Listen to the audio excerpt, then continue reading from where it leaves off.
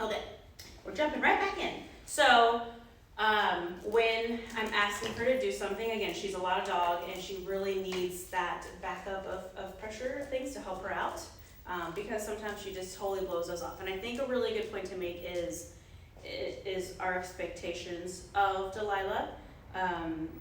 Using freedom in the house, feeding her, like when she just can, you put a bowl down, she can eat whenever. She can come up and get affection whenever. If she's getting those things as she pleases, then you no longer have any advantages, is that a word? Whatever, in having her want to do things for you. If she has everything that she could possibly need when you want her to do something, she's like, well, I don't need anything else, so like if I feel like it, I guess I will. So that is what really makes us have to rely more on our e-collar and our leash and things like that. So a point I always like to make is creating more structure. Now, thank you. More structure and more rules and higher expectations in the beginning, even though it's a little bit more work for you guys. That is something that really teaches her how to live appropriately in the house, and it shows her that she has to work a little bit more for the things that she wants. So she's kind of more at your beck and call than just kind of like, I'll do whatever I want to all the time. Now, even if, sometimes there is, no matter how hard you work for her attention, sometimes there's just things that are more rewarding than you. So that is when we have our tools to help back that up and say, no, it doesn't matter that you would 1,000 times more want to do that. You have to do this for your safety or because I said so. And that's when we have the tools to say, you gotta do it. And again, make sure you're balancing the two. If we're using our pressure sources, then we want to reward her when she fixes those things. So even if it's just a verbal reward, a verbal reward. We don't want to just be correcting all the time, but we also don't want to just be giving her stuff all the time. It has to be a nice, healthy balance.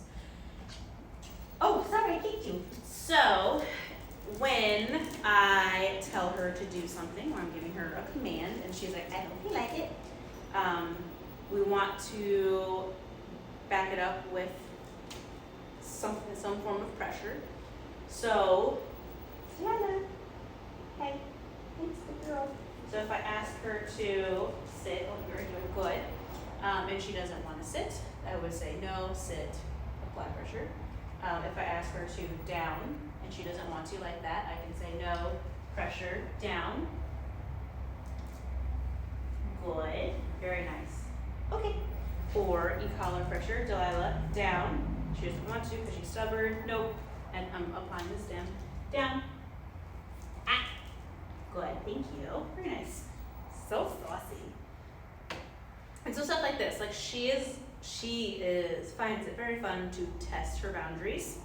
And that is always my advice to owners is follow through with it. Even if it's inconvenient for you, it doesn't have to be this struggle, this battle. Just, nope, you gotta do it.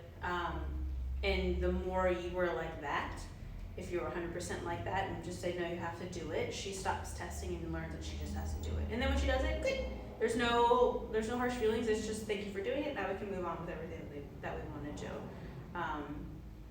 And I always like to say, don't get frustrated and get mad at her. She's just a dog and she wants to be goofy and silly and go do other stuff. It's not, everything that dogs do is to make their life better. So if something else is making her life better, then she's gonna wanna do that. But we have to say, nope, for your safety, pretending, obviously she's not in a harmful situation right now, but we want to practice. For your safety, you have to go into a down when I tell you to. Okay.